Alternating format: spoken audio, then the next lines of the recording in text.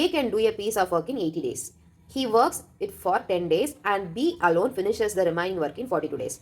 In how much time will A and B working together finish the work? இப்போ நமக்கு என்னெல்லாம் கொடுத்துருக்காங்க, A வந்து ஒரு ஒர்க்கை 80 டேஸில் பண்ணி முடிப்பாங்களாம். ஓகேவா? அப்போது ஏயோட 1 day ஒர்க் எவ்வளோ? 1/80 work. He works at for 10 days. ஆனால் 80 டேஸ் பண்ணியிருந்தா அவருக்கு அந்த ஒர்க் முடிஞ்சிடும். ஆனால் அவர் அந்த 80 டேஸ் ஃபுல்லாக பண்ணாமல் 10 டேஸ் மட்டும்தான் ஒர்க் பண்ணியிருக்காரு. சரியா? அப்போது 1 டேக்கு அவருக்கு 1/80 ஒர்க் பண்ணுறாருனா 10 டேஸ்க்கு எவ்வளோ ஒர்க் பண்ணியிருப்பாரு? 10/80. தட் இஸ் 1/8 அவர் ஃபுல்லாக பண்ணியிருக்காரு. ஓகே.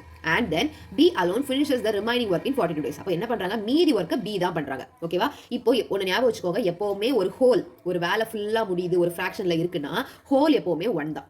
சரியா? இப்போ ஏ எவ்வளோ ஒர்க் பண்ணிட்டாங்க? 1/8 ஒர்க் பண்ணிட்டாங்க. 1/8 என்ன? 8 - 1/8 தட் இஸ் 7/8. மீதி எவ்வளோ ஒர்க் இருக்குது? 7/8 ஒர்க் இருக்குது.